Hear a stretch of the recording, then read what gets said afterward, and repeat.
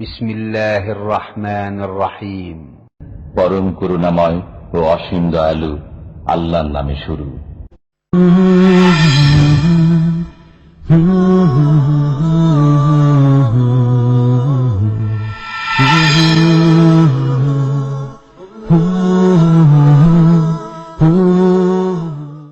ومن أحسن قولا ممن دعا إلى الله وعمل صالحا وقال إنني من المسلمين. السلام عليكم ورحمة الله وبركاته. الحمد لله على الأجلل والواحد الفرد القديم الأول، والصلاة والسلام على رسوله الأكرم وعلى آله وصحبه ومن تبعهم بإحسان إلى يوم الدين. أما بعد، فأعوذ بالله من الشيطان الرجيم. بسم الله الرحمن الرحيم. قال الله تعالى في القرآن الحكيم: وقرن في بيوتكن ولا تبرجن تبرج الجاهلية الأولى. سورة الأحزاب 33 نمبر آيات. وقال عز وجل: يا أيها النبي قل لأزواجك وبناتك ونساء المؤمنين يدنين عليهن من جلابيبهن ذلك أدنى أن يعرفن فلا يؤذين وكان الله غفورا رحيما. سورة الأحزاب 59 نمبر آيات. وعن عبد الله بن عمرو رضي الله عنهما أن رسول الله صلى الله عليه وسلم قال: الدنيا متاع وخير متاع الدنيا المرأة الصالحة. رواه مسلم 2668 নম্বর হাদিস। যাবতীয় প্রশংসা ও গুণগান সেই মহামহিয়ান মহান রব্বুল ইজ্জাতের জন্য, যিনি আমাদেরকে এই পৃথিবীতে একজন মা ও একজন পিতার মাধ্যমে সৃষ্টি করেছেন এবং তাদের হৃদয়ে, তাদের অন্তরে আমাদের প্রতি এমন মায়া ও মহব্বত সৃষ্টি করেছেন যে তারা নিজেদের চাইতেও আমাদেরকে বেশি ভালোবাসেন। এবং মহান রব্বুল আলামিন আজকের এই ইসলামী দার্সে আমাদেরকে উপস্থিত হওয়ার তৌফিক দিয়েছেন। এজন্য আল্লাহর শুকরিয়া আদা করি, আলহামদুলিল্লাহ। সালাত ও সালাম বর্ষিত হোক প্রিয় নবী মুহাম্মদুর রাসূলুল্লাহ সাল্লাল্লাহু আলাইহি ওয়াসাল্লামের উপরে।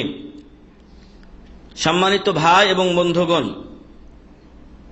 আমরা মানুষ, আর মহান রব্বুল আলামিন সাধারণত মানুষকে সৃষ্টি করেছেন নর ও নারীর সংস্পর্শে, সংমিশ্রণে। একজন নারী ও পুরুষের মাধ্যমে আমাদেরকে মহান রব্বুল আলামিন এই পৃথিবীতে সৃষ্টি করেছেন, এই পৃথিবীতে পাঠিয়েছেন। আর আমাদের এই পৃথিবীতে আসার পিছনে আল্লাহর রহমতের পরে যাদের সবচাইতে বেশি অবদান, তাদের অন্যতম একজন হলেন নারী তথা আমাদের মা। আর এই নারী জাতিকে নিয়ে বর্তমান অমুসলিম বিশ্ব তো দূরের কথা, মুসলিম বিশ্বে চলছে নানা জল্পনা ও কল্পনা। কিছুদিন পূর্বে আপনারা দেখেছেন আমাদের দেশে বৈশাখী, পহিলা বৈশাখ পালন হয়েছে।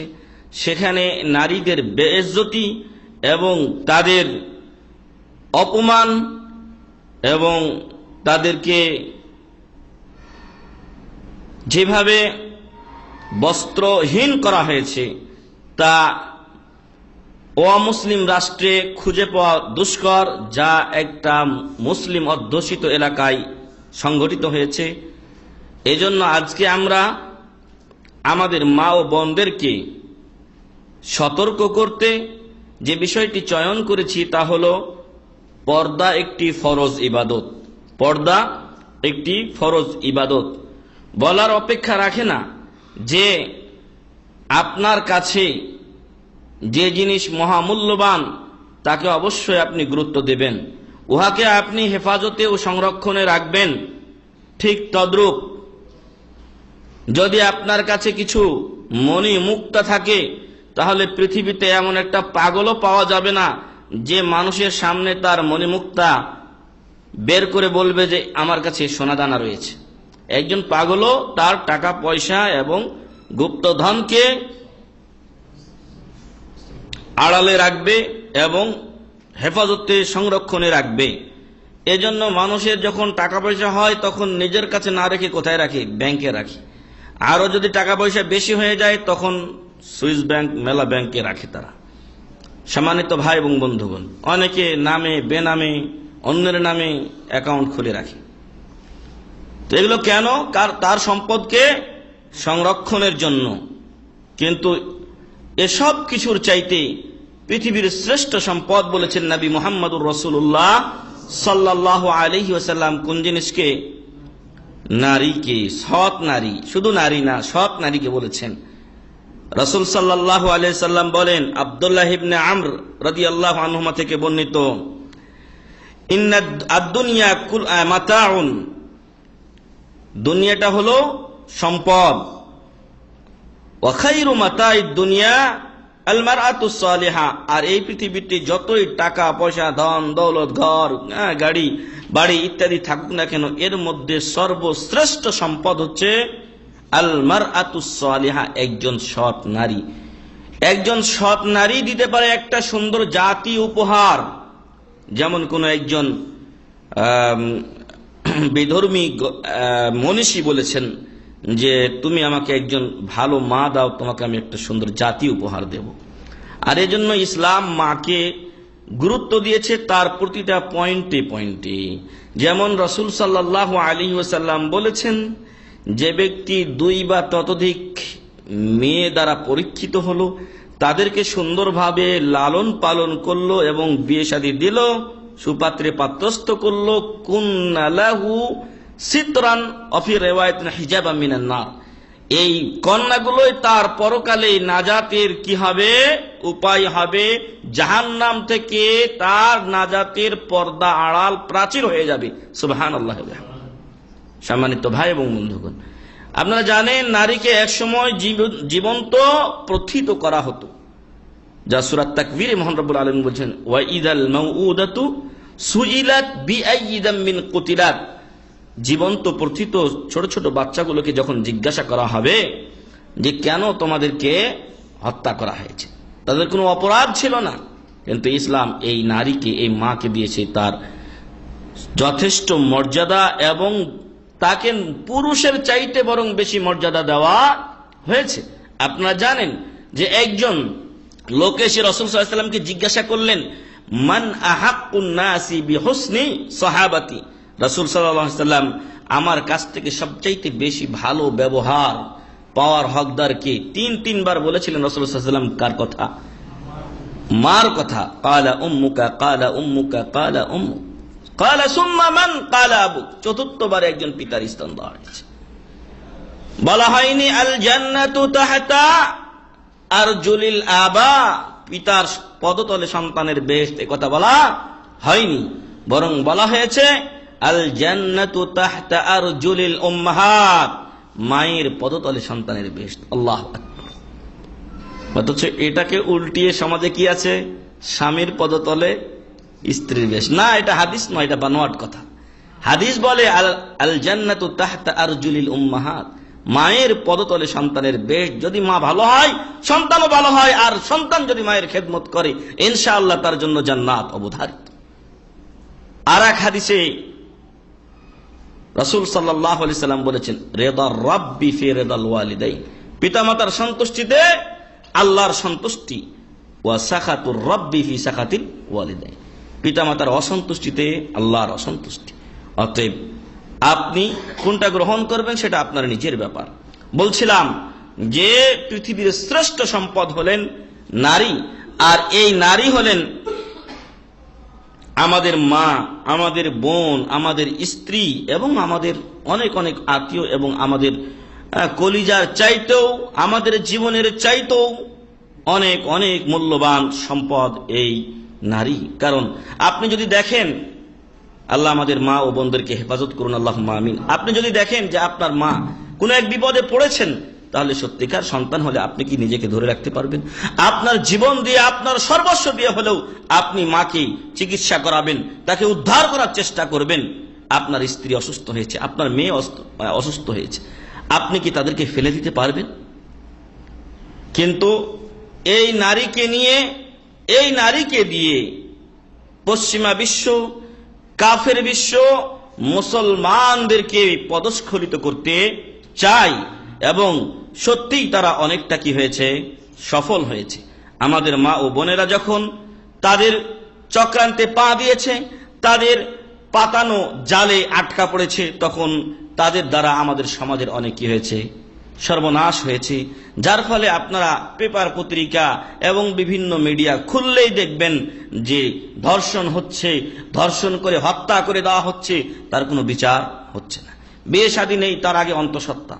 এগুলো সবই অবক্ষয় এবং ওই কাফেরদের অনুকরণ করতে গিয়ে এই সর্বনাশ মুসলিম সমাজে চলে এসেছে। সম্মানিত ভাই, এজন্য আমাদের প্রত্যেকটা নারীকে, আমার আপনার প্রত্যেকের নিজ নিজ আত্মীয়দেরকে হেফাজতে রাখতে হবে, সংরক্ষণে রাখতে হবে।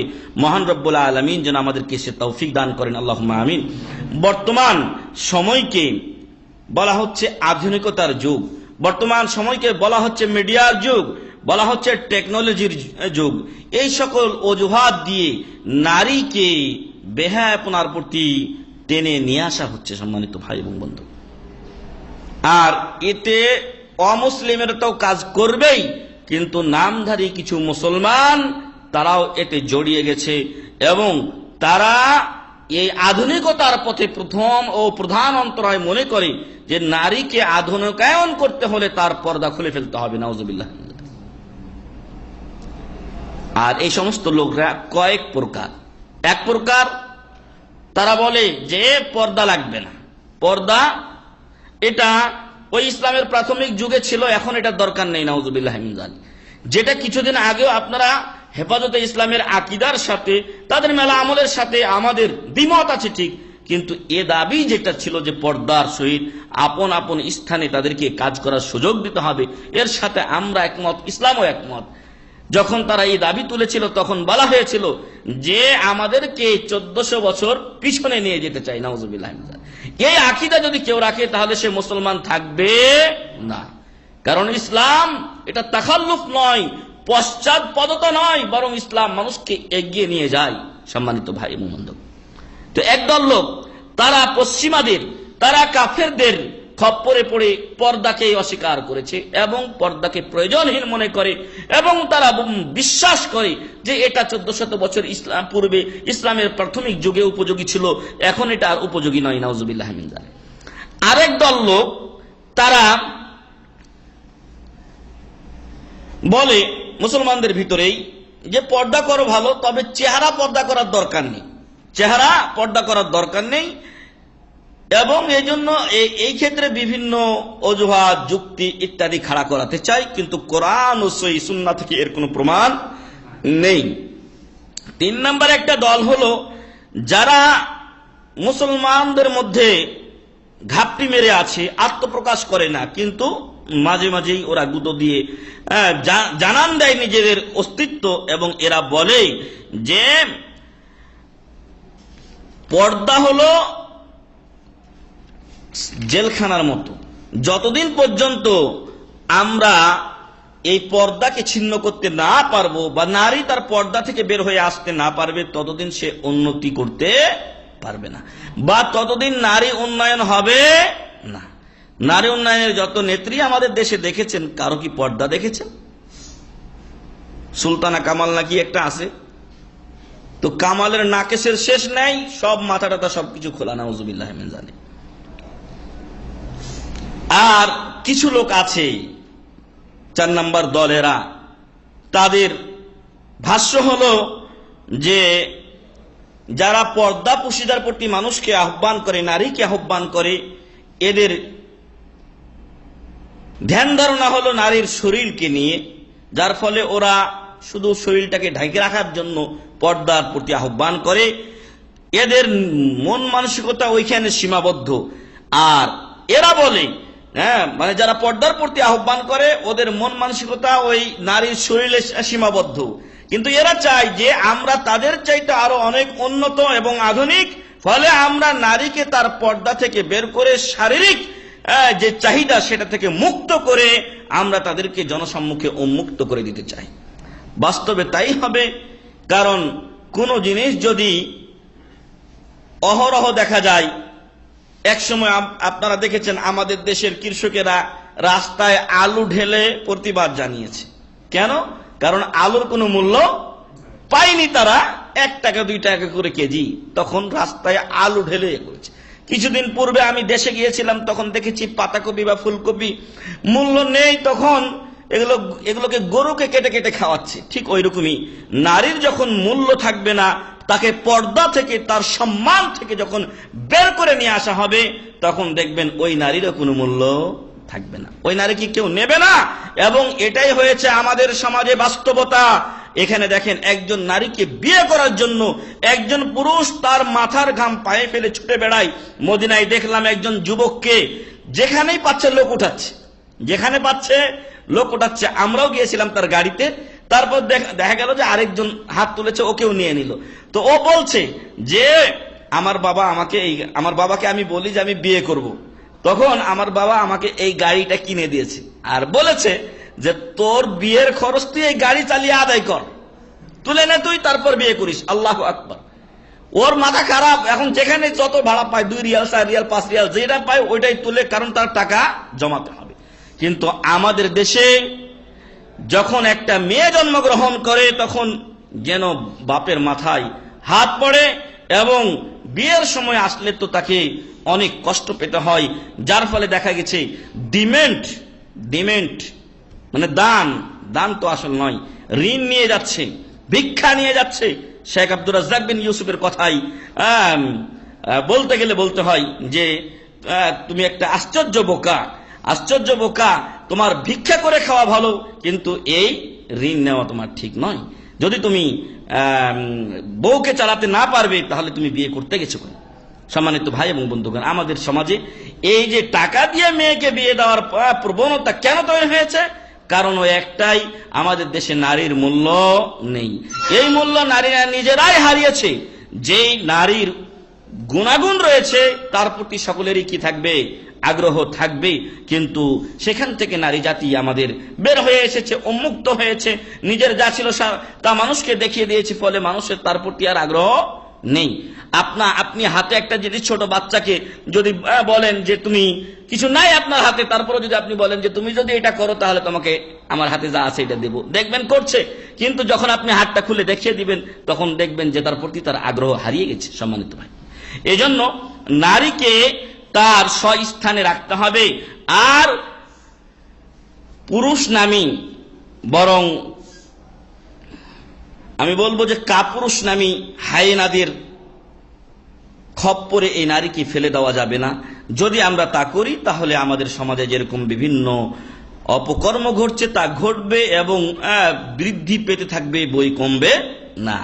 সম্মানিত উপস্থিতি,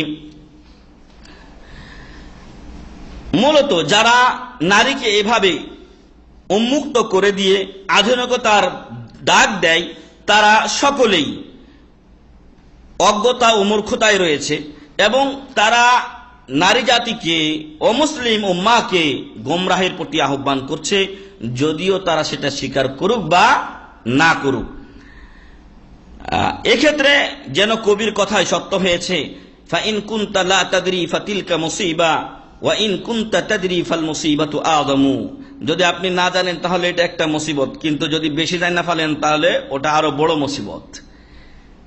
আরো একটা কথা বলে বাংলা ভাষায়, খেলতে খেলতে খেলোয়াড় আর জানতে জানতে অনেক সময় জানোয়ার হয়ে যায়, অর্থাৎ তারা ইসলাম বিরোধী হয়ে যায়, যা আপনারা আমাদের দেশে মেলা নাস্তিকদের উত্থান ও আবির্ভাবের মাধ্যমে লক্ষ্য করছেন।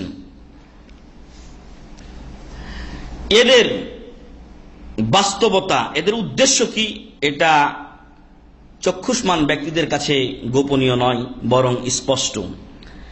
আর তাদের যে বাণী ও কথা, তাদের যে দাবি যে পর্দা নারী উন্নয়নের পথে অন্তরায় ও বাধা, ইহা বাতিল বাতিল বাতিল এবং কোন ক্রমে ঠিক নয়। যার প্রথম অংশ শেষ অংশকে বাতিল বলে গণ্য করে, শেষ অংশ প্রথম অংশকে বাতিল বলে গণ্য করে। মহান রব্বুল আলামিন বলেন, ওয়ালা তা'রিফান্নাহুম ফি লাহনিল কাউল ওয়াল্লাহু ইয়ালামু আ'মালাকুম। ওদেরকে তুমি চিনতে পারবে ওদের কথাবার্তা শুনে, ওদের কথাবার্তা, তাদের কথার ঢং দেখেই বুঝতে পারবে এদের উদ্দেশ্য কি।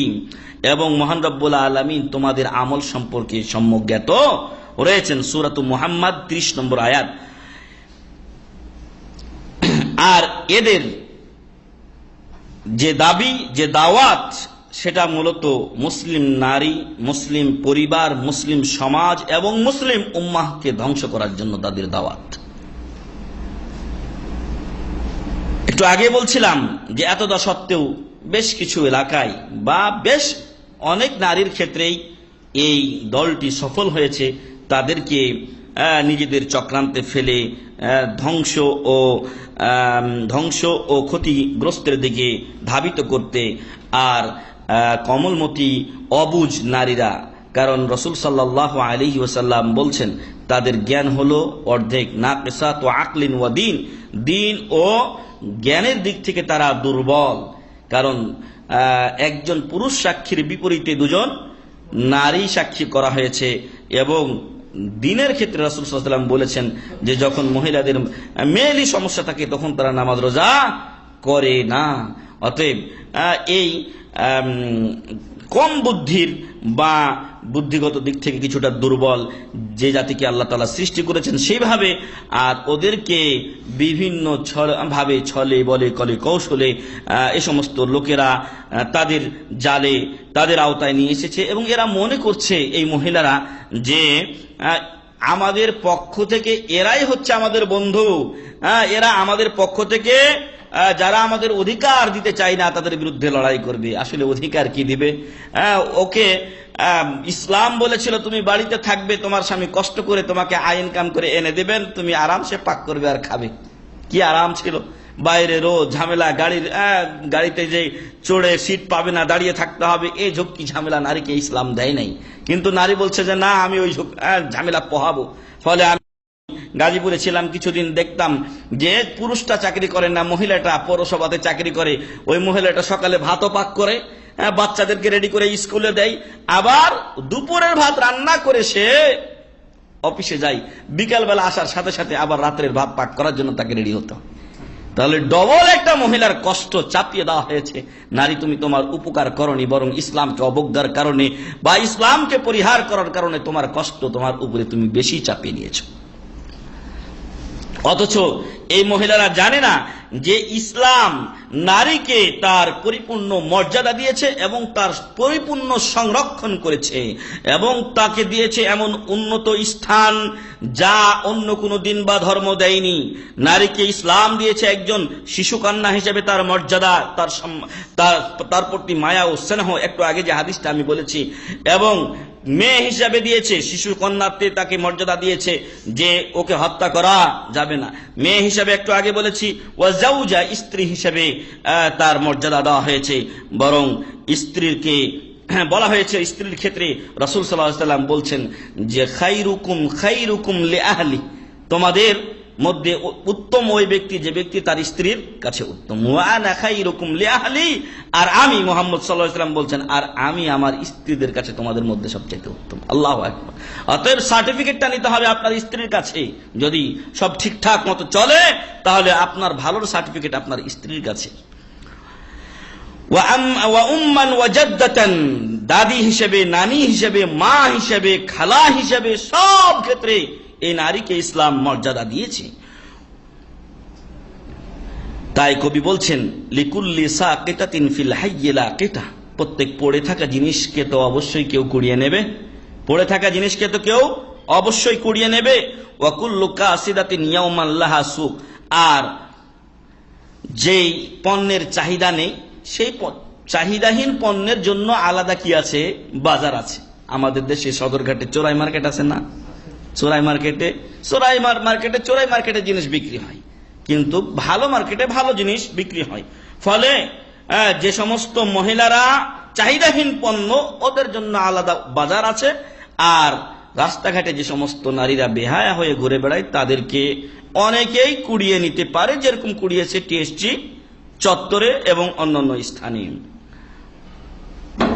অতএব যে সমস্ত লোকেরা আমাদের নারীদেরকে নিয়ে এরকম খেলা করতে চায় এবং আমাদের নারীদেরকে তাদের ইজ্জত, সম্মান, সম্ভ্রম এবং তাদের সম্মান থেকে বের করে নিয়ে এসে অপমান করতে চায়, অবশ্যই তাদের প্রতিবাদ করা দরকার আছে। এজন্য আমাদের জানা দরকার যে মুসলিম ব্যক্তি সে যেন বিশ্বাস রাখে যে হিজাব বা পর্দা এটা হলো একটা ফরজ ইবাদত। এটা ফরজ ইবাদত, এটা কোনো কৃষ্টি কালচার নয়, এটা কোনো আদত অভ্যাস নয়, এটা কোনো ব্যক্তির জন্য খাস নয়, বরং প্রত্যেক মুসলিম নারীকে এই পর্দা করতে হবে এবং ইহা তার জন্য ফরজ। কেউ যদি এই ফরজ ত্যাগ করে তাহলে অবশ্যই সে কি হবে? গুনাহগার হবে।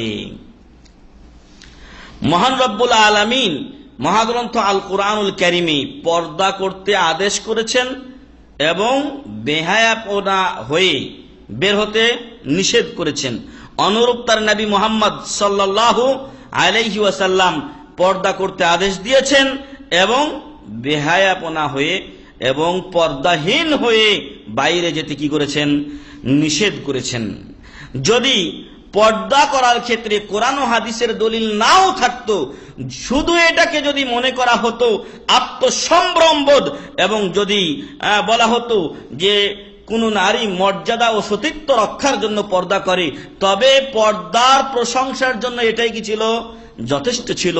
এর উপরে মহান রব্বুল আলামিন এবং তদীয় রাসূল সাল্লাল্লাহু আলাইহি ওয়াসাল্লাম আমাদেরকে মুসলিমদেরকে আদেশ দিয়েছেন পর্দা করার এবং নিষেধ করেছেন বেহায়াপনা এবং উলঙ্গপনা থেকে।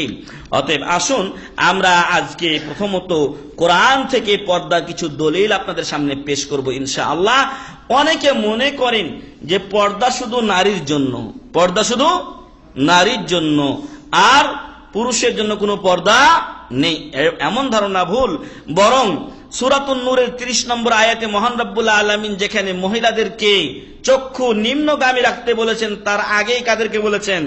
পুরুষদেরকে বলেছেন, পুরুষ তোমার নারী পর্দা করবে আর তুমি ইচ্ছা মতো তাকিয়ে থাকবে নারীর দিকে না, কারণ এই চোখের সাথে নারীর দেহের কি আছে? একটা আকর্ষণ আছে, আর সেই আকর্ষণের মাধ্যমে যখন কেউ দেখবে তখন তাকে পেতে কি করবে? তার চাহিদা হবে, আর চাহিদা যখন হবে তখন সে মনে মেলা কল্পনা করবে এবং এই কল্পনা থেকে অনেক সময় হাইজ্যাক করা, অপহরণ করা, তারপরে ধর্ষণ, নাউযুবিল্লাহ মিন যালিক ইত্যাদি অপকর্ম তৈরি হয়। এজন্য মহান রব্বুল আলামিন প্রথমেই মুমিনদেরকে বলছেন, কুল্লিল মুমিনিনা ইয়াগুদ্দু আবসারাহুম ওয়া ইয়াহফাযু ফুরুজাহুম যালিকা আযকা লাহুম। মুহাম্মদ সাল্লাল্লাহু আলাইহি ওয়াসাল্লাম আপনি বলে দিন মুমিনদেরকে, আপনি বলে দিন মুমিনদেরকে কি করবে? তারা ইয়াগুদ্দু আবসারাহুম, তাদের চোখ যেন নারীদের দিকে দিয়ে চেয়ে না থাকে, বরং ইয়াগুদ্দু আবসারাহুম, তাদের চোখকে যেন তারা নিচু রাখে, এবং তাদের ওয়া ইয়াহফাযু ফুরুজাহুম, তাদের লজ্জাস্থানকে যেন তারা হেফাজত করে। যালিকা আযকা লাহুম, এটা তাদের জন্য পবিত্র থাকার ক্ষেত্রে অধিক উপযোগী, এটা তাদেরকে অধিক পবিত্র ও পরিচ্ছন্ন রাখবে। ইন্নাল্লাহা খাবীরুম বিমা ইয়াসনাউন, পুরুষেরা তোমরা যা করো সে সম্পর্কে আল্লাহ জানেন কিনা? জানেন। গোপনে দেখছেন না মিটমিট করে নিচে ছায়া দেখতেছেন, সবকিছুই আল্লাহ খবর রাখেন। এটা হলো সূরাতুন নূর সম্ভবত 29 নম্বর আয়াত। পরের আয়াতে মহান রব্বুল আলামিন বলছেন, ওয়া কুল্লিল মুমিনাতি ইয়াগদুদনা মিন আবসারিহিন, মুমিনা নারীদেরকেও আপনি বলে দিন মুহাম্মদ সাল্লাল্লাহু আলাইহি ওয়াসাল্লাম তারাও যেন তাদের চক্ষুকে নত রাখে, উভয়ে চক্ষু নত রাখবে। ওয়া ইয়াহফাযনা ফুরুজাহুন, উভয়ে তাদের লজ্জাস্থানকে হেফাজত করবে। ওয়ালা ইউবদিনা যিনাতাহুন ইল্লা মা যাহারা মিনহা, আর মহিলারা তাদের সৌন্দর্য প্রকাশ করবে না, তবে ইল্লা মা যাহারা মিনহা, যা বাহ্যিকভাবে প্রকাশিত হয়ে যায় তা ব্যতীত। এইখান থেকেই বিভিন্ন মাসলা মাসাইল ওলামারা বের করেছেন। তার মধ্যে একদল আলেম ওলামা বলেছেন যে ইল্লা মা যাহারা মিনহা, বাহ্যিকভাবে যা দেখা যায় তা ব্যতীত। এর দ্বারা চেহারা ও হাত এবং পাকে বোঝানো হয়েছে। আসলে এই ব্যাখ্যাটা ভুল ব্যাখ্যা, এই ব্যাখ্যাটা ভুল ব্যাখ্যা এবং তার উত্তরও সামনে আসবে ইনশাআল্লাহ। আর আরেক দল বলছেন যে পর্দা করার পরেও যদি কিছু বোঝা যায় বাহির থেকে, তার জন্য তাদেরকে আল্লাহ গ্রেফতার করবেন না, তার জন্য তাদের গুনাহ হবে না। ওয়ালিয়াদরিবনা বিখুমুরিহিন্না আলা জুয়ুবিহিন, এবং তারা যেন লটকিয়ে দেয় তাদের বক্ষদেশে তাদের চাদরকে। ওয়ালা ইউবদিনা জিনাতাহুন, এবং তারা যেন তাদের সৌন্দর্য প্রকাশ করে না বেড়ায়। তার পরবর্তী অংশে বলা হয়েছে ওয়ালা ইয়াদরিবনা বিআরজুলিহিন, এবং পা দিয়ে যেন তারা এমন ভাবে চলাফেরা জমিনে না করে যাতে করে লিউলামা মা ইউখফিনা মিন জিনাতিহিন, তাদের গোপন সৌন্দর্য যেন বের না হয়ে যায়। অর্থাৎ পায়ে ঝুনঝুনি অথবা আরো কি পড়ে, এসব পড়ে তারপরে যদি এমন হয় যে পায়ের অংশ খোলা রেখে চলে, তাহলে সেগুলো অবশ্যই প্রকাশিত হয়ে যাবে। এভাবে যেন মুসলিম নারী না চলে। ওয়াতুবু ইলাল্লাহি জামিআন আইয়ুহাল মুমিনুনা লাআল্লাকুম তুফলিহুন, আর কদাচিৎ ভুল তো হবেই, সেই ভুলের জন্য হে মুসলিম মুমিন নরনারী তোমরা সকলেই আল্লাহর কাছে তওবা করো। আর মহান রব্বুল আলামিন বলছেন তাতে করে তোমরা সফল কাম হবে। অর্থাৎ যথাসাধ্য সঠিক পথে থাকার চেষ্টা করব, আর যদি ভুল হয়ে যায় কি করব? তওবা করব। ইনশাআল্লাহ সফল কাম ব্যক্তিদের কাতারে আমরা শামিল হব। আল্লাহ যেন আমাদেরকে শামিল করেন, আল্লাহুম্মা আমিন। সূরা তুন-নূর 30 নম্বর আয়াত। আয়েশা রাদিয়াল্লাহু আনহা বলছেন ইয়ারহামুল্লাহু নিসাআল মুহাজিরাতিল উওয়াল, প্রথম যুগে যে সকল মুসলিম রমণী হিজরত করেছিলেন আল্লাহ তাদেরকে কি করুন? রহম করুন। কেন? লাম্মা আনজালাল্লাহ, যখন মহান রব্বুল আলামিন এই আয়াত নাজিল করলেন ওয়াল ইয়াদরিবিনা বিখুমুরিহিন্না আলা জুয়ুবিহিন, নারীরা যেন তাদের বক্ষদেশে তাদের ওড়না টেনে দেয়। শাকাকনা মুরুতাহুন্না ফাক্তামারনা বিহা, তাদের যে পরনের কাপড় ছিল এটা লম্বা ছিল, এটাকে ছিঁড়ে তার একটা অংশ তারা তাদের চেহারায় লটকে দেয়। আল্লাহু আকবার। যখনই শুনেছেন তখনই কি করেছেন? আমল করেছেন। রাওয়াহুল বুখারী, বুখারী শরীফের হাদিস। আর এখন আমাদের নারীদের কি অবস্থা? যতই আদেশ করেন যেন অবদ্ধ হওয়াই তার নেচার। আর এক আয়াতে মহান রব্বুল আলামিন বলছেন ওয়াল কাওয়াইদু মিনান নিসাইল্লাতি লা ইয়ারজুনা নিকাহান ফালাইসা আলাইহিন্না জুনাহুন আন ইয়াদা'না সিয়াবাহুন্না গায়রা মুতাবাররিজাতিন বিজিনা ওয়া আন ইস্তাফিফনা খায়রুল লাহুন্না ওয়াল্লাহু সামিউন আলিম।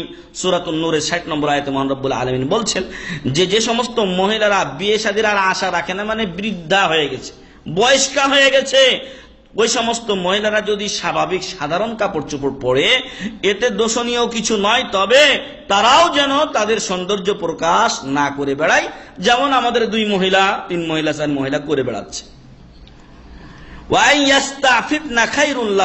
তবে তারা যদি নিজেদের ইজ্জত আব্রু সম্ভ্রমকে রক্ষা করে চলে, এটা তাদের জন্য কল্যাণকর। আল্লাহু সামিউন আলিম, আল্লাহ সবকিছু শোনেন এবং সবকিছু জানেন। সূরা নূরের 60 নম্বর আয়াত। এই আয়াত বলছে যে বার্ধক্যকালে কি হবে? পর্দার শিথিলতা আসে, তাই না?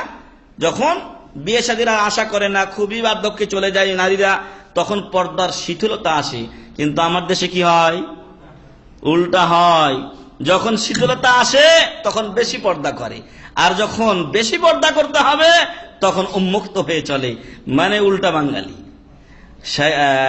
মাওলানা আবু তাহের বর্ধমানী রাহিমাহুল্লাহ একটা বই লিখেছিলেন উল্টা বুঝিল রাম। উল্টা বুঝিল রাম, ওই উল্টা লেখাটা উল্টা করে লিখেছে, সোজা করে লেখেনি, উল্টা। তো আমরা বাঙালি উল্টা পথে চলি। দেখা গেল যে যখন পর্দা করার দরকার, একজন যুবতী নারীর প্রতি যেই পরপুরুষের আগ্রহ থাকবে, ওই সময় তার সতীত্বকে, তার মর্যাদাকে হেফাজতের জন্য তার পর্দার দরকার ছিল, তখন পর্দা নেই। আর যখন এখন দাদি হয়ে গেছে তখন আল্লাহ বিল্লাহ করা শুরু করছে, আর তখন পর্দাও শুরু করছে না। আসলে তখন পর্দার শিথিলতাই আল্লাহ দিয়েছেন, কিন্তু যখন করার দরকার ছিল তখন আমরা করি নাই।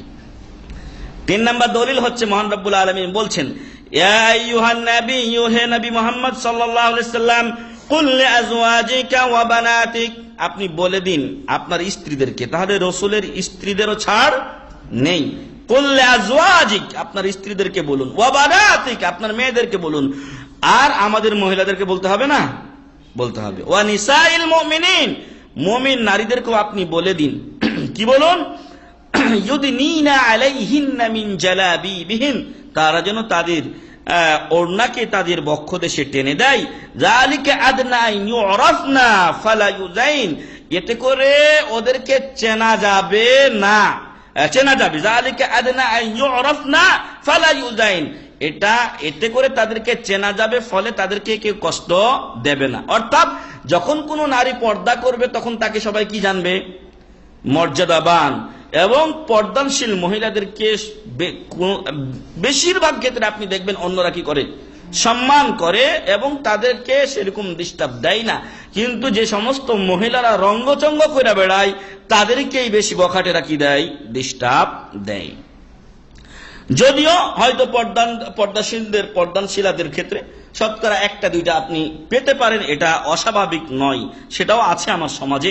ওয়া কানাল্লাহু গফুরার রাহিমা, আর মহান রব্বুল আলামিন অত্যন্ত ক্ষমাশীল এবং দয়ালু। সূরাতুল আহজাব 59 নম্বর আয়াত। তাহলে এখানে সকলের জন্য উন্মুক্ত আদেশ ও নির্দেশ দেওয়া হয়েছে মহান রব্বুল আলামিনের পক্ষ থেকে, সকল নারীরা কি করবে, পর্দা করবে। আরেক আয়াতে আল্লাহ তাআলা বলছেন, ওয়াকারনা ফি বুয়ুতিকুন্না ওয়ালা তাবাররাজনা তাবাররুজাল জাহিলিয়াতিল উলা, তোমরা তোমাদের গৃহে বসবাস করো। জরুরি প্রয়োজন হলে কি করবে, পর্দার সহিত বাইরে যাবে, ডাক্তারের দেখা দরকার অথবা অন্য কোনো জরুরি প্রয়োজন পড়ে গেছে, বাইরে যেতে নারীকে বাধা ইসলাম দেয়নি, তবে সে তার সতীত্ব রক্ষা করে যাবে, পর্দা মেনে যাবে।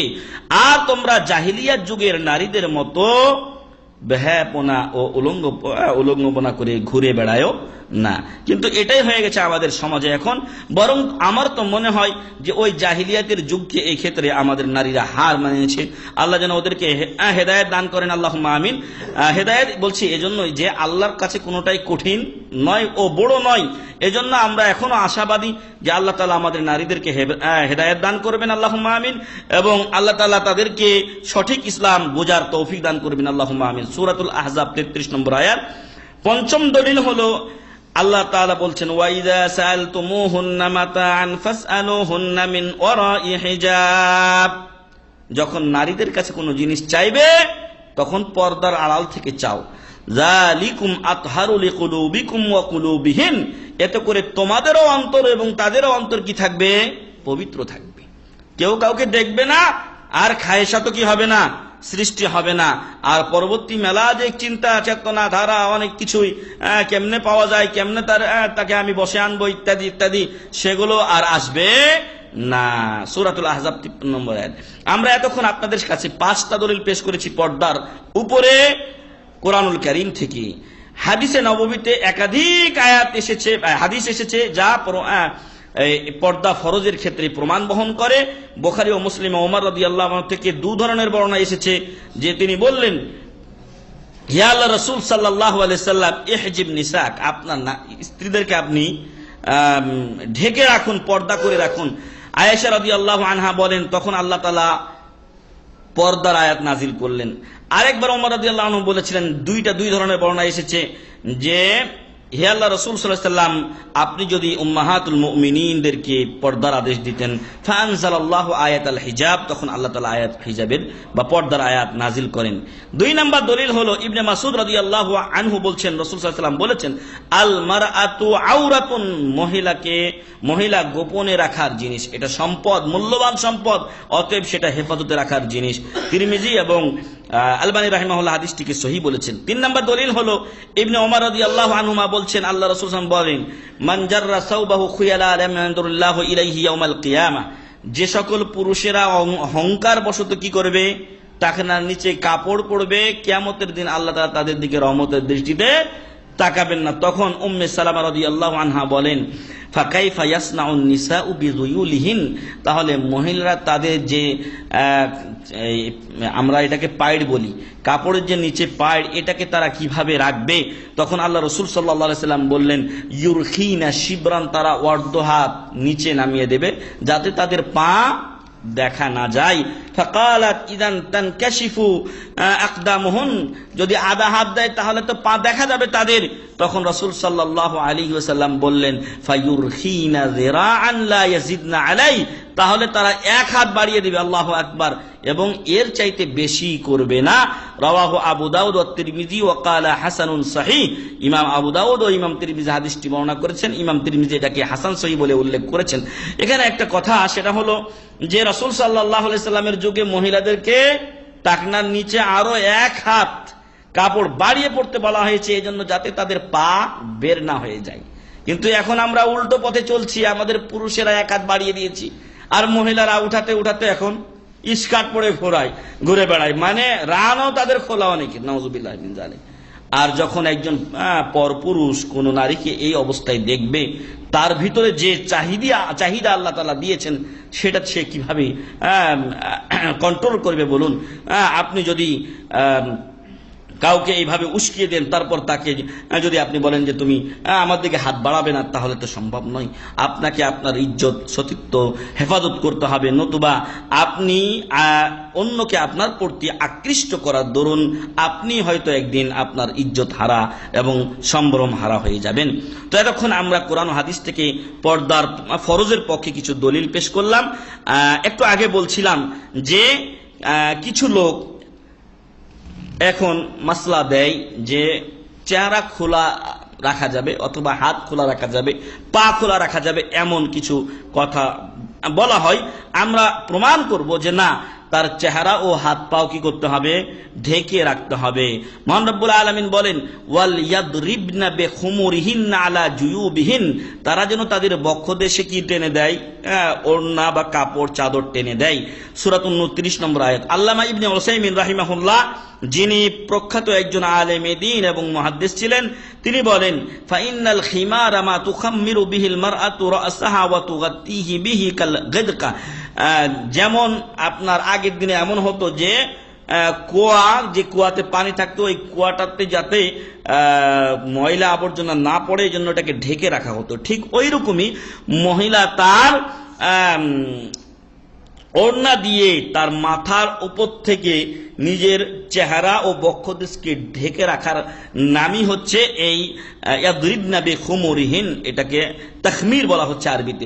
ফাইদা কানাত মা'মুরাতান বিআন তাদরিবা বিল খিমারি আলা জাইবিহা কানাত মা'মুরাতান বিসিত্রি ওয়াজহিহা, যদি এমনটি আদেশ করা হয় নারীকে যে তার মাথার মধ্যে কাপড় দিয়ে তার বক্ষদেশকে ঢেকে দিবে, তাহলে বক্ষদেশ ঢাকবে আগে না আগে মুখ ঢাকবে? আগে মুখ ঢাকবে, তারপর বক্ষদেশের উপরে তার কাপড় আসবে। অতএব এখান থেকে বোঝা যায় যে চেহারা ঢাকা ফরজ, চেহারা ঢাকা ফরজ।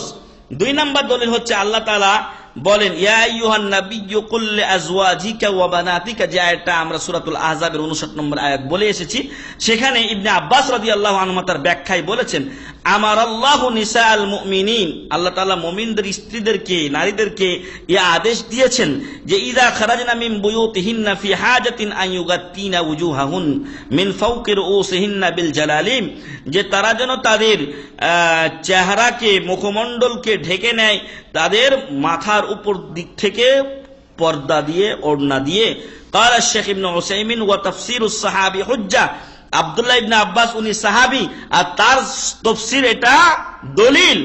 আর কতক উলামা বলেন, ইন্নাহু ফি হুকমিল মারফুই ইলা নবী সাল্লাল্লাহু আলাইহি সাল্লাম, এটা যেন রাসূল সাল্লাল্লাহু আলাইহি সাল্লাম পর্যন্তই উনি পৌঁছিয়ে দিয়েছেন, কারণ উনি সাহাবী, রাসূলের খেলাফ কোন কথা বলতে পারেন না। সালিসান 3 নাম্বার, ইবনে ওমর রাদিয়াল্লাহু আনহুমা থেকে বর্ণিত হয়েছে যে রাসূল সাল্লাল্লাহু আলাইহি ওয়াসাল্লাম বলেছেন, লা তানতাকিবুল মারআতুল মুহরিমাতু ওয়ালা তালবাসুল কুফফাজাইন, যে মুহরিমা নারী অর্থাৎ যে মহিলা উমরা বা হজ করতে গেছে, ওই মহিলা নেকাব পড়বে না। নেকাব কি? মাথার মধ্যে একটা কাপড় দিয়ে যে চেহারাতে কাপড় টেনে দেওয়া হয়, এটাকে নেকাব বলা হয়। এবং হাত মোজা পড়বে না। রাওয়াহুল বুখারী, বুখারীর হাদিস। এটা কে বলছেন? রাসূল সাল্লাল্লাহু আলাইহি সাল্লাম। قال القاضي ابو بكر ابن عربي, তিনি বলছেন, قوله في حديث ابن عمر لا تنتقب المرأة المحرمة وذلك لأن سترها وجهها بالبرقع فرض إلا في الحج, এটা এজন্যই বলা হয়েছে যে তার বোরকা বা অন্য কিছু দিয়ে তার মুখমণ্ডলকে নারী ঢেকে রাখবে, এটা ফরজ হজ ব্যতীত। হজের মধ্যে সে চেহারায় কাপড় দিবে না, বরং ওপর থেকে ঢেকে রাখবে, যেটা নেকাব এখান দিয়ে বেঁধে মাথা দিয়ে বেঁধে যেটা করা হয় সেটা হজের মৌসুমে করবে না, বরং উপরে কাপড় দিয়ে টেনে রাখবে। ফাইন্নাহা তুরখি শাইয়াম মিন খিমারিহা আলা ওয়াজহিহা গায়রা লাসিকিন বিহি, চেহারাতে কোনো কিছু বাঁধবে না, বরং মাথার উপর দিয়ে একটা ওড়নার মতো কিছু দিয়ে দিবে, যা দিয়ে তার চেহারা কি থাকবে, ঢাকা থাকবে। ওয়া তা'রিদু আনির রিজালি ওয়া ইয়ারিদুনা আনহা, আর ওই অবস্থায় মহিলা পুরুষদের থেকে মুখ ফিরিয়ে রাখবে, আর পুরুষেরাও মহিলাদের থেকে কি রাখবে, মুখ ফিরিয়ে রাখবে, যাতে করে এই মহা ইবাদতের সময় কোনো ফিতনা ও ফাসাদ সৃষ্টি না হয় এবং কোনো গুনাহ না হয়ে যায়। তাহলে বোঝা গেল যে মুহররম ইহরাম অবস্থায় নারী নেকাব পড়বে না, অন্য অবস্থায় পড়বে। ইহরাম অবস্থায় হাত মোজা পড়বে না, অন্য সময় পড়বে। এটা হাদিস থেকেই কি হচ্ছে, প্রমাণ পাওয়া যাচ্ছে। শেখুল ইসলাম ইমাম ইবনে তাইমিয়া বলেন, ওয়াহাদা মিম্মা ইয়াদুল্লু আলা আন্না নিকাব ওয়াল কুফাযাইন কানা মা'রুফাইন ফিন নিসাই আল্লাতী লাম ইহরিমনা ওয়া যালিকা ইয়াকতাদি সাতরা ওয়ুজুহিহিন্না ওয়া আইদিহিন। তো ইবনে তাইমিয়া রাহিমাহুল্লাহ বলছেন, তাহলে বোঝা গেল নেকাব এবং হাত মোজা এটা যে সমস্ত নারীরা ইহরাম অবস্থায় থাকতেন না তাদের কাছে একটা পরিচিত বিষয় ছিল। অতএব এর চাহিদা হলো যে মহিলারা তাদের হাত ও তাদের মুখমণ্ডল কি করবেন, ঢেকেই রাখবেন, কারণ মুখটাই হচ্ছে সবচেয়ে বেশি আকর্ষণের স্থান। রাবিআন, চতুর্থ নাম্বার চেহারা ঢাকার দলিল হলো যে আল মারআতু আওরা, মহিলা গোপনে বা ঢেকে রাখার জিনিস, আর এই ঢাকা রাখতে হবে তার আপদ মস্তক সবকিছুই, আর যেটুকুই আপনি খুলে দিবেন সেটুকুর প্রতি মানুষের কি হবে, চাহিদা সৃষ্টি হবে, চাহিদা তৈরি হবে। তারপর হচ্ছে যে মূর্খতা না অবাধ্যতা, যে সমস্ত লোকেরা মনে করে যে মুসলিম নারীর পর্দা বর্তমান যুগে উপযোগী নয়, অথবা যারা দাবি করে যে চেহারা ঢাকা এটা উসমানী আমলের একটা আদত বা অভ্যাস ছিল, অথবা যারা মহিলাদেরকে বাড়ি থেকে বের করে পুরুষদের সাথে সকল স্থানে একাকার করে দিতে চায়, এই সমস্ত তাদেরকে আমরা বলবো যে এ সকল আয়াত এবং রাসূল সাল্লাল্লাহু আলাইহি ওয়াসাল্লামের হাদিসগুলো আপনারা পড়ুন ও তেলাওয়াত করুন, এবং সালফে সালেহিনদের যে সকল বুঝ আমরা এতক্ষণ উল্লেখ করলাম আপনারা দয়া করে সেগুলো বোঝার চেষ্টা করুন। যদি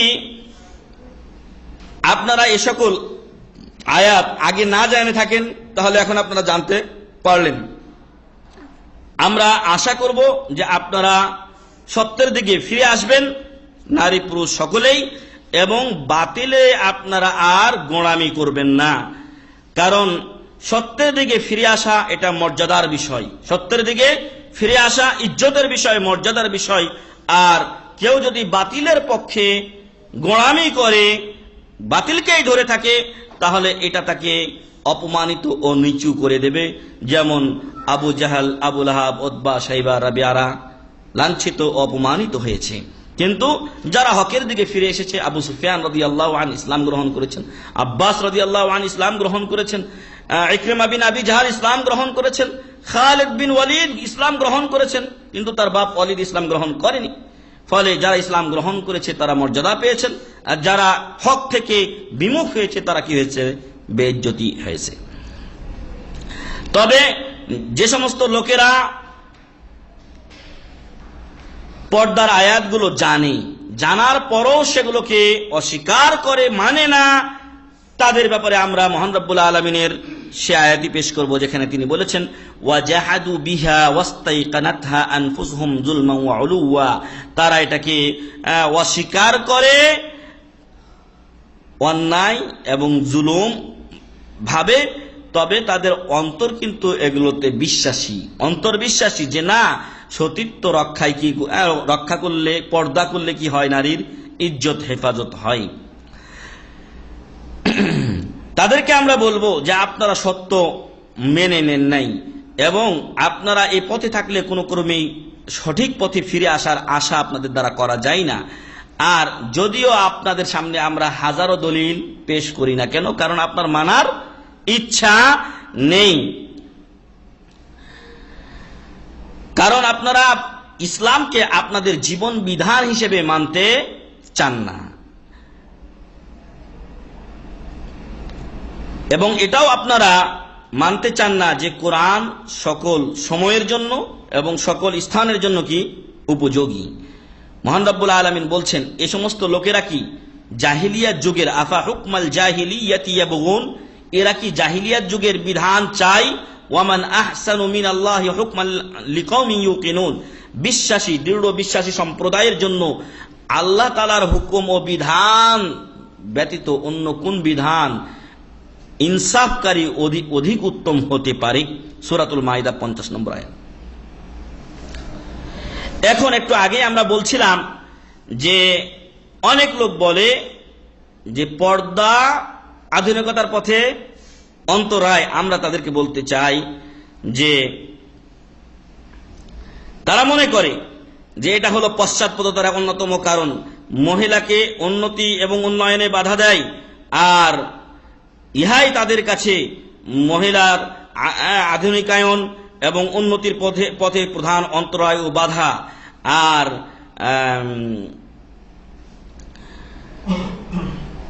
উন্নত রাষ্ট্রগুলো, যারা যে সমস্ত রাষ্ট্র প্রবৃদ্ধিশীল দিন দিন উন্নতি করছে, ওই সমস্ত দেশের পর্যায়ে আমাদের দেশকে উন্নীত করতে প্রধান অন্তরায় হচ্ছে আমরা নারীদের যে শক্তিটা, এই শক্তিটাকে কাজে লাগাচ্ছি না। আমরা এদেরকে বলতে চাই যে তোমরা যে বলছো আধুনিকতা এবং টেকনোলজি, এর সাথে নারীর পর্দার কি সম্পর্ক? নারীকে তার পর্দার সহিত তাকে কাজে লাগাও। হাল মিন শুরুতিল হাদারাতি ওয়াল মাদানিয়্যাতি আন তাখলা আল মারআতু মিন মালাবিসিহা ওয়া তাতাআররা আমামা আর রিজাল। আধুনিকতা এবং শহরায়নের দাবি বা পূর্ব শর্ত কি এই যে মহিলাকে উলঙ্গ হয়ে পুরুষের সামনে বের হতে হবে? আধুনিকতা ও শহরায়নের দাবি কি এই যে নারীকে পুরুষের সাথে একসাথে কাজ করতে হবে এবং পুরুষ নারীর সাথে চতুষ্পদ জন্তু যেভাবে মানুষের সামনে ওপেন তাদের যেই চাহিদা মেটায়, এই সমস্ত পরপুরুষেরা তাদের চাহিদা ওই সমস্ত নারীদের সাথে মেটাবে। আধুনিকতা ও শহরায়নের কি পূর্ব শর্ত এই যে মহিলার শরীরকেই তারা ভোগ করতে চায়, অথচ সেই মহিলার কোনো ইজ্জত, কোনো হায়া, লজ্জাবোধ থাকবে না? মহিলার পর্দা কি আমাদের বিভিন্ন গাড়ি, উন্নত মডেলের গাড়ি, বিভিন্ন আপনার এরোপ্লেন, বিভিন্ন আপনার ট্যাঙ্ক এবং আরো বিভিন্ন ইলেকট্রিক জিনিস ইত্যাদি তৈরির ক্ষেত্রে মহিলার পর্দা কি বাধা? কি বলেন আপনারা? এটার সাথে পর্দার কি সম্পর্ক? আপনি যদি মহিলাকে শিখিয়ে দেন তাহলে মহিলা তার পর্দার ভিতরে থেকেও এই কাজগুলো করতে পারে। লাকাদ তাখাল্লাতিল মারআতুল মুসলিমা ফি মুআযামিদ দুওয়ালিল আরাবিয়্যা ওয়াল ইসলামিয়্যা আন হিজাবিহা। কিন্তু আফসোসের বিষয় যে আরব ও অনারব অনেক মুসলিম রাষ্ট্রে মহিলারা তাদের পর্দাকে খুলে ফেলেছে তাদের পিছনে এবং ওটাকে পায়ের সাথে পিষে দিয়েছে, আর পুরুষের সাথে একই ময়দানে কাজ করার জন্য তারা প্রতিযোগিতায় নেমেছে। ফলে যে সমস্ত মহিলারা এবং যে সমস্ত দেশের মহিলারা পর্দা খুলে বাইরে বের হয়েছে, তারা কি ওই সমস্ত রাষ্ট্রের পর্যায়ে পৌঁছে গেছে যারা টেকনোলজিগতভাবে আগে থেকেই উন্নতি করেছে? জাপান অথবা আপনার চীন ইত্যাদি রাষ্ট্রের মতো পৌঁছে গেছে। ওয়াহাল লাহিকাত বিরাকবিল হাদারাতি ওয়াল মাদানিয়্যাতি বিসাবাব ইখতিলাতির রিজালি বিন নিসা। আর যারা গরিব রাষ্ট্র তারা কি আপনার নারী পুরুষের অবাধ মেলামেশার ফলে উন্নত রাষ্ট্রদের কাতারে চলে পৌঁছতে পেরেছে? সেগুলো পারেনি। এবং তারা উন্নত রাষ্ট্রগুলো যে শক্তি সামর্থ্যে পৌঁছেছে, দুর্বল রাষ্ট্রগুলো পর্দাহীন হয়ে নারীরা সেই পর্যায়ে পৌঁছতে পেরেছে কি? ওয়াহাল আসবাহাত মিনাদ দুয়ালিল উযমা আল্লাতী লাহা হাক্কান নাকদি আল ফিতু ফি মাজলিসিল আমন, নিরাপত্তা পরিষদে যে সমস্ত রাষ্ট্র ভেটো দেওয়ার ক্ষমতা রাখে, পর্দাহীন হয়ে কোনো মুসলিম বা অমুসলিম রাষ্ট্র ওই পর্যন্ত পৌঁছতে পেরেছে কি? না। ওয়াহাল তাখাল্লাসাত মিন মাশাকিলিহা আল ইকতিসাদিয়্যা ওয়াত তা'লিমিয়্যা ওয়াল ইজতিমাইয়্যা ওয়াল আখলাকিয়্যা, পর্দা খুলে ফেলে নারী এবং কোন রাষ্ট্র কি অর্থনৈতিক, শিক্ষাগত, সামাজিক এবং চারিত্রিক যে অধপতন, অবক্ষয় সেখান থেকে মুক্ত হতে পেরেছে? না পারে নাই, বরং আরো অবক্ষয় তৈরি হয়েছে। আল জবাব ওয়াদিহুন লা ইয়াহতাজু ইলা তাফসিল, এগুলোর জবাব উত্তর স্পষ্ট, এগুলোর ব্যাখ্যা প্রয়োজন নেই। ফালিমাযা ইযান তাদউনা ইলা তাবাররুজি ওয়াস সুফুরি ওয়াল ইখতিলাতি ইয়া দুআত আল মাদানিয়্যা ওয়াল হাদারা, তাহলে যারা আধুনিকতার দাবি তুলে মহিলাকে বাইরে বের করে আনতে চায়, তা ওরা কেন মহিলাকে বেহায়াপনার প্রতি আহ্বান করছে? আসলে মূল কথা, আমাদের মেলা কথা আছে, আর সেই মূল কথা আর এক কথা হলো যে শিয়াল তো চাইবেই, শিয়াল বা আপনার খেক শিয়াল চাইবে মোরগ কি থাক, ওপেন থাক, আমরা খোল্লা বলি, বা যেটাকে আপনারা বক্স, এই যে মুরগি রাখার একটা ইয়া থাকে হেফাজতের জন্য, এটাকে ঢেকে রাখা হয়, রাত্রে একটা আবার ওর হুড়কা মেরে দেওয়া হয়। তো এটা কেন করা হয়? যাতে শিয়াল আক্রমণ করতে না পারে। অতএব শিয়াল বা খেক শিয়ালের যদি আন্দোলন হতো, তাহলে ওরা আন্দোলন করত যে মুরগিকে ওপেন রাখা হোক, কেন? যাতে ওরা সহজে খেতে পায়। এই সমস্ত শয়তান উল্লুচ্চাদের এই দাবি যে নারীকে ওপেন রাখো, যাতে আমরা যে কোনো মুহূর্তে তাদের উপর ঝাঁপিয়ে পড়তে পারি। নাউযুবিল্লাহি মিন যালিক। এবং বাস্তবে ঘটেছে এটাই। আর তাই আপনারা দেখেছেন যে ধর্ষণের সেঞ্চুরি হয় কিন্তু কোনো বিচার হয় না। তাই আপনারা দেখেছেন যে অনেক দিন হয়ে গেল কিন্তু আমাদের দেশে, ওই যে আরেকজন আলিমের কথাই বলছিলাম, যে বলছেন যে উপরের জন নারী, পরের জন নারী, পরের জন নারী, পরের জন, মানে ৫-৭টা গোটাই নারী। তারপরও টিএসসিতে যেই নারীর অপমান হলো, আজ পর্যন্ত বিচার কোথায়? সিসি ক্যামেরা, কি ক্যামেরা লাগিয়েছে, কোনোটাতে তো কাজ হলো না। আমরা চাই যে এগুলোর দ্রুত বিচার হোক নারীর হেফাজতের জন্য, এবং যে সমস্ত নারীরা এই বেহায়াপনায় লিপ্ত হয়েছে ওদের শিক্ষার জন্য। অবশ্যই তাদের উচিত শিক্ষা হয়ে গেছে। যদি আকল ও জ্ঞান থাকে তাহলে এখান থেকে নারীরা কি করবে? শিক্ষা গ্রহণ করবে।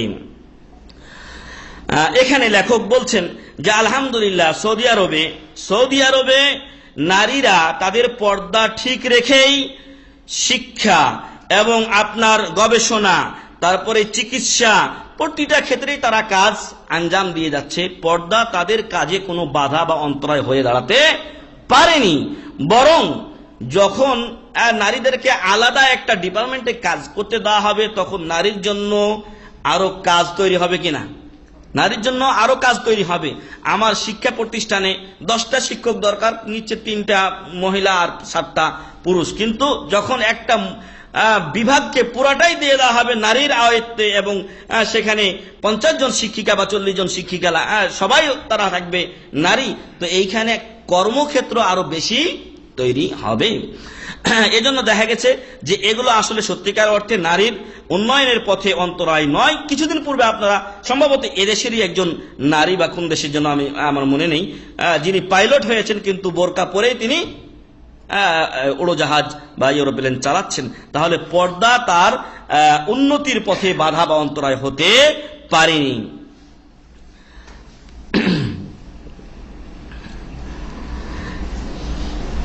এখানে লেখক বলেছেন যে কিছু আহ্বানকারী, শয়তানের পথের আহ্বানকারী বলে যে আমাদের দেশে মহিলারা, আমাদের দেশে, এই দেশের কথা বলছে, যে আমাদের দেশের মহিলারা এমন এক শক্তি যাকে আমরা অকেজো করে রেখেছি, এটাকে যদি আমরা কাজে খাটাতে পারতাম তাহলে আরো আমরা এগিয়ে যেতে পারতাম। অর্থাৎ যদি তাদেরকে আমরা পুরুষের সাথে একাকার কাজ দিতাম তাহলে অনেক উন্নতি হতো আমাদের। মহান রব্বুল আলামিন এদের ক্ষেত্রে বলছেন, কাবুরাত কালিমাতান তাখরুজু মিন আফওয়াহিহিম ইন ইয়াকুলুনা ইল্লা কাযিবা, তাদের মুখ থেকে এক মহা অন্যায় ও কবিরা গুনার কথা বাণী বের হয়েছে, তারা মিথ্যা কথা ছাড়া অন্য কিছু বলে না। সূরাতুল কাহফ 5 নম্বর আয়াত। মাযা ইউরিদুন, এরা কি চায়? ইন্নাহা উলা ইউরিদুনা হাদারাতান ওয়ালা ইন্নাহা উলাই লা ইউরিদুনা হাদারাতান ওয়ালা মাদানিয়া, এরা আধুনিকতা চায় না, শহরায়ন চায় না, ওয়ালা তাকাদ্দুমান, অগ্রগামিতা চায় না, ওয়ালা রুকিয়ান, উন্নতি চায় না। ইন্নাহুম ইউরিদুনা আন তাকুন আল মারআতু কারিবাতান মিনহুম, এরা চায় নারীরা ওদের সাথে থাকবে, যখন ইচ্ছা ওদেরকে পণ্য হিসেবে তারা কি করতে পারবে, ব্যবহার করতে পারবে। বিভিন্ন বাজারে যখন ইচ্ছা নারীকে তারা ব্যবহার করতে পারবে। বিভিন্ন পণ্যে নারীর বেহায়াপনা ছবি দেওয়ার দরকারটা কি? ডক্টর জাকির নায়েক তার এক আলোচনায় বলেছিলেন যে একটা BMW গাড়ি সাজানো আছে আর ওইখানে একটা অর্ধনগ্ন মহিলা দেওয়া আছে, তারপর বলছেন এখনই চালানো শুরু করুন। কাকে চালাবে? তো নাউজুবিল্লাহি মিন যালিক, এইভাবে নারীকে পণ্য বানিয়ে দেওয়া হয়েছে। না, ইসলাম নারীকে পণ্য বানায়নি, বরং ইসলাম নারীকে পৃথিবীর শ্রেষ্ঠ সম্পদ করে তাকে হেফাজতে ও সংরক্ষণে রাখার বিধান দিয়েছে। সম্মানিত ভাই এবং বন্ধুগণ,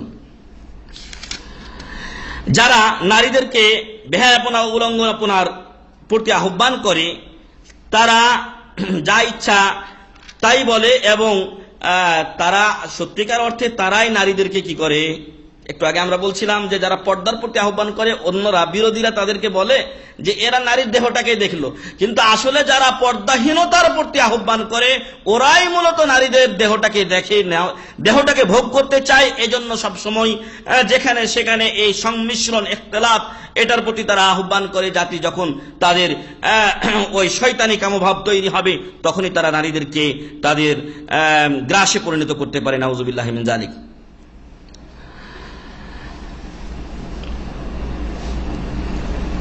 আর ওদের দাবি যে মিথ্যা, তা প্রমাণ করে যে মহিলা যখন যা ইচ্ছা সে পোশাকই যখন পড়েছে যে সমস্ত সমাজে, ওই সমস্ত সমাজে কি বেহায়াপনা কমেছে না বেড়েছে? জেনা বেড়েছে না কমেছে? বেড়েছে। যে সমস্ত রাষ্ট্রে মহিলাকে ওপেন ছেড়ে দেওয়া হয়েছে, মহিলা তুমি তোমার যে কোনো লেবাস পড়তে পারো। আমি যখন ঢাকা উত্তরাতে কাজ করতাম তখন ঢাকা ব্যাংকে আমি গেলাম, সম্ভবত ঢাকা ব্যাংকে গেছিলাম, তো ওইখানে দেখলাম যে একজন মহিলা সে ব্যাংকে এসেছে এমন পোশাক পরে যে সে নিজেই লজ্জাবোধ করছে যদি এই পোশাকে তাকে দেখে। অর্থাৎ একটা জালি পোশাক আছে না, এই জালি পোশাক পরে এসেছে, নাউজুবিল্লাহি মিন যালিক, তার শরীরের ফোটা ফোটা সব অঙ্গ দেখা যাচ্ছে। তো এই মহিলাটাকে যদি নিরালয়ে বা সুযোগ মতো কেউ পায় তাহলে তাকে ছাড়বে কি? নাউজুবিল্লাহি মিন যালিক। তো সম্মানিত ভাই এবং বন্ধুগণ, বেহায়াপনা যে সমাজে আছে ওই সমাজে জেনা, ব্যভিচার, অন্যায়, নারীর অপমান, বেইজ্জতি, ধর্ষণ এগুলো কমবে না, বরং কি হবে? বাড়তেই থাকবে। আর যে সমস্ত সমাজে এই বেহায়াপনাগুলো রয়েছে তাদের একটা পরিসংখ্যান উল্লেখ করেই আমরা আজকের আলোচনা শেষ করব ইনশাআল্লাহ। أظهرت إحدى الإحصائيات أن 19 مليون من النساء في الولايات المتحدة كن ضحايا العمليات الاغتصاب। স্বয়ং আমেরিকাতে 19 মিলিয়ন মহিলা আপনার অপহরণের শিকার হয়েছে। 2 নম্বরে আজরাল ইত্তেহাদ আল ইতালি, ইটালিয়ান ঐক্য পরিষদ, তারা একটা জরিপ চালিয়েছেন লিত্তিবিন নাফসি আল ইস্তিতলাআন লিররাই ইতারাফা ফিহি 70 মিন আল ইতালিয়িন আর রিজাল বিআন্নাহুম খানু যাওজাতাহুম। মানে আত্মিক একটা গবেষণা তারা চালিয়েছে, তাতে দেখা গেছে যে 70% ইটালিয়ান পুরুষ তাদের স্ত্রীদের সাথে খেয়ানত করেছে। তার মানে নিজের স্ত্রী রেখে অন্য নারীর সাথে তারা কি রাখে? সম্পর্ক রাখে। 3 নম্বর, ফি আমেরিকা মিলিয়ন তিফল কুল্লা আম মিনাজ জিনা। নাউজুবিল্লাহি মিন যালিক। আমেরিকাতে প্রত্যেক বছর 1 মিলিয়ন, মানে 10 লক্ষ, 1 মিলিয়ন 10 লক্ষ শুধু জেনার অবৈধ সন্তান হয়। নাউজুবিল্লাহি। ওয়া মিলিয়ন হালাতু ইজহাজ, আর 1 মিলিয়ন অকাল গর্ভপাত বা যেটা বাচ্চা কি করে দেওয়া হয়? নষ্ট করে দেওয়া হয়। তাহলে অবাধ মেলামেশার এবং পর্দা খুলে ফেলার যেই দাবি, তার ফল এখান থেকে বোঝা যায়। 4 নম্বর, ফি ইস্তিফতাইন কামাত বিহি জামিআতু কর্নেল তুবাইয়িনু আন্না। কর্নেল একটা ইউনিভার্সিটি আছে, তারা একটা জরিপ চালিয়েছে, সেখানে দেখা গেছে যে 70% মিনাল আমিলাত ফিল খাদমা আল মাদানিয়্যা ক্বাদ উ'তুদিয়া আলাইহিন্না জিনসিয়ান, যারা বিভিন্ন জায়গাতে খেদমত আঞ্জাম দিয়ে যাচ্ছে, যে সমস্ত মহিলারা নার্স, সেবিকা, বিভিন্ন জায়গায় কাজের পরিচারিকা হিসেবে, তাদের 70%-এর উপরে যৌন নির্যাতন চালানো হয়েছে। নাউজুবিল্লাহি মিন যালিক। وأن 56 منهن اعتدي عليهن اعتداءات جسمانية خطيرة আর এদের 56% উপরে শারীরিক টর্চারিং চালানো হয়েছে, অর্থাৎ অনেক সময় ধর্ষণের পর তাদেরকে কি করে দেওয়া হয়েছে, মেরে ফেলা হয়েছে। 5 নম্বর, في ألمانيا وحدها تغتصب 35,000 امرأة في السنة। জার্মানিতে প্রত্যেক বছর 35,000 করে মহিলা কি হয়, আপনার অপহরণ হয়। وهذا العدد يمثل الحوادث المسجلة لدى الشرطة فقط। আর এটা যেটা পুলিশের কাছে রিপোর্ট হয়, ওই রিপোর্ট করা তথ্য। أما حوادث الاغتصاب غير المسجلة فتصل حسب تقدير البوليس الجنائي إلى 5 أضعاف هذا الرقم। আর যেগুলো রেকর্ড হয় না, পুলিশ জেনাই বলা হয়, যারা ওই যে কাটা ছেঁড়া নিয়ে মারা যায়, তারপরে ওগুলোর যে আপনার কি করে তদন্ত করে, ময়না তদন্ত, এদের অনুযায়ী এর চাইতে আরো 5 গুণ হবে আলমানিয়াতে, জার্মানিতে। তাহলে 5 যদি 35কে আপনি 5 দিয়ে গুণ দেন, 5 30 1.5 লাখ, 1.5 লাখ 5 × 20 1,70,000। 1,70,000 শুধু অপহরণ হয় জার্মানিতে, নাউজুবিল্লাহ। অথচ আমরা মনে করি এগুলো কত উন্নত রাষ্ট্র, এদের চাইতে এখনো আমাদের দেশ কিছুটা ইসলাম আছে, আমাদের দেশ, এদেশ না। এদেশ আলহামদুলিল্লাহ অনেক ভালো আছে, আমাদের দেশও এখনো অনেক অনেক ভালো আছে ওই সমস্ত রাষ্ট্রের চাইতে। অথচ আমরা এদেরকে সম্মান ও মর্যাদার চোখে দেখি, কিন্তু তারা আসলে সত্যিকার অর্থে সম্মান ও মর্যাদা না। অর্থনৈতিক প্রবৃদ্ধি তারা অর্জন করেছে, কিন্তু ইজ্জত তাদের কাছে কিছুই নেই। বলছেন লেখক এখানে, আলা তাদুল্লু হাযিহিল আরকাম ওয়াল ইহসাইয়াত আলা খাতা দাওয়া হাউলাই ওয়া মাকুলাতিহিম। যারা নারীকে পর্দার আড়াল থেকে বের করে উন্নতি এবং আধুনিকতার পথে নিয়ে আসতে চাই, এই সকল জরিপ কি তাদের দাবির মিথ্যাকে প্রমাণিত করে না? অবশ্যই তাদের দাবি মিথ্যা প্রমাণিত করে এই সকল জরিপ। আমান হাযিহিল আরকাম ওয়াল ইহসাইয়াত হিয়া জুজউম মিনাল ইহতিরাম আল মুতাবাদাল বাইনার রাজুল ওয়াল মারআত আল্লাযী ইউরিদুহু হাউলা। আর লেখক এখানে প্রশ্ন রেখেছেন যে নাকি এই সমস্ত জরিপের যে রেকর্ডগুলো পাওয়া গেল, এটা নারী পুরুষের উভয়ের পরস্পরের প্রতি যে সম্মান দেখানো হয়েছে, সেই সম্মানের একটা অংশ। নাউযুবিল্লাহি মিন যালিক। সম্মান দেখালে কি এরকম অপহরণ করে? সম্মান দেখালে কি এরকম যৌন নির্যাতন চালায়?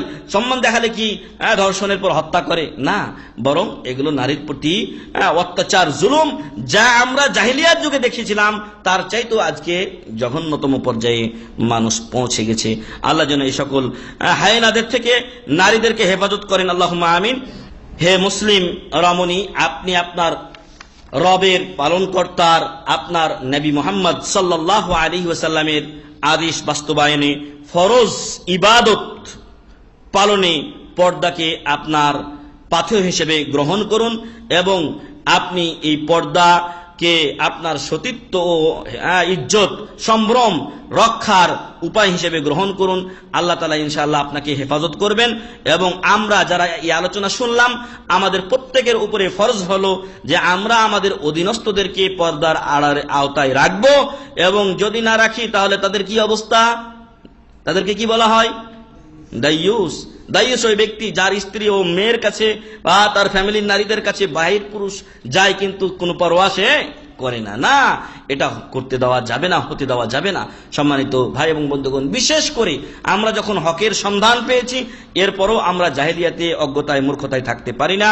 আসুন আমরা নারী পুরুষ সকলে মিলে আমাদের সমাজকে খারাপি ও কুলসতা থেকে, জেনা ব্যভিচার থেকে, বেপর্দা ও বেহায়াপনা থেকে, উলঙ্গপনা থেকে হেফাজতের চেষ্টা করি। আল্লাহ আমাদেরকে সে তৌফিক দান করুন, আল্লাহুম্মা আমিন।